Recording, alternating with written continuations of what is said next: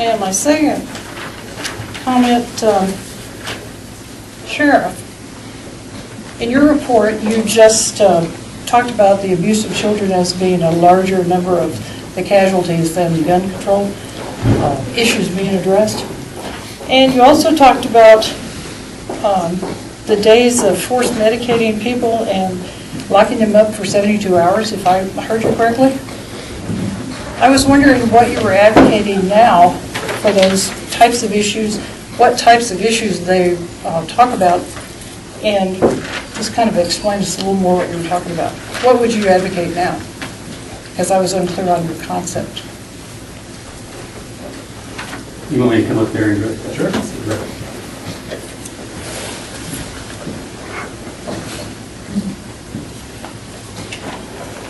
Well, a lot of times, I think when we have heated issues like this in our communities, that the interpretation sometimes is not accurate. And I will tell you that what you just said wasn't accurate. Okay. So obviously you weren't listening too well. No, that's not true. And I'm not surprised. With that in mind, with that in mind, what I advocate is stricter laws. I'm not advocating medication because I'm not a medical doctor. I don't know what medication suit different personalities that we may have in our county.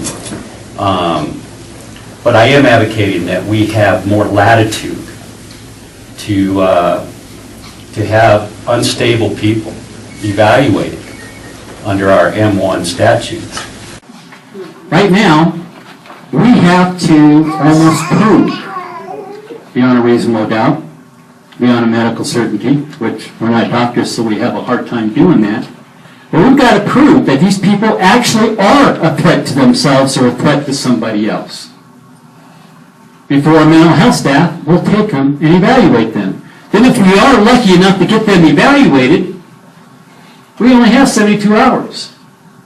If that person wants to leave after 72 hours, guess what? They can. That's right. Is that enough time to sit down and test a person, diagnose a person, be able to come up with a remedy of how they're going to address the problems that this person may be experiencing, be able to recommend certain medication, give that medication time to work, evaluate whether that medication is the right medication or not, because I understand in the mental health world that's a difficult task. To get the right cocktail of medicines that a person can survive on that will help them not be a danger to themselves and somebody else. Is 72 hours an adequate time to do that? I don't think so. I'd like to see it be much more. I'd like to see it be 72 months. Well, what if somebody was to say that they didn't like that, hey, this guy just said he was going to kill himself. If we pass a law that says we can keep him for more than 72 hours, well, if I didn't like this guy over here, I could just say, oh, he threatened to kill himself. Now you're attacking the integrity of law enforcement. I will tell you this.